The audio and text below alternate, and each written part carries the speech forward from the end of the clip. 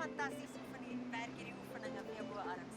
Een hand bo, ander hand onder, buig jou bene effens en ons gaan reguit en buig. So die een hand agter met weerstand.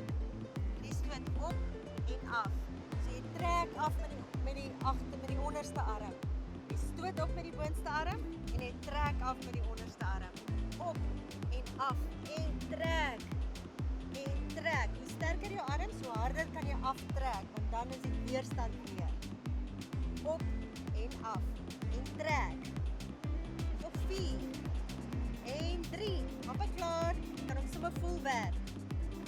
2 en 1. Goed, nou die ander kant. Maak seker dat jy nie dieselfde arm weer gebruik nie. Een hand bo en die ander hand onder. Kom in posisie en ons trek en af. Op en af. So met die onderste arm trek ek af. Op en op.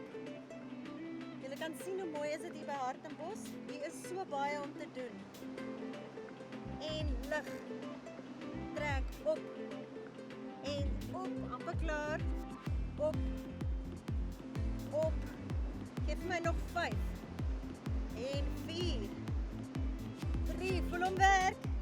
2. En 1. Goed, ons bly by die handdoek. Hou hom vas agter jou rug en ons maak reguit en buig. Reguit en buig. Arms bly reguit. Lig hom lekker op. So baie mense vra vir my, wat is die lekkerste broeke om in te oefen? Nou, hierdie broeke wat ek dra is baie gemaklik en is lekker. Hy hou die vetjies ook in toom. So jy kan dit gaan kry op my webtuiste, lindakriel.co.za.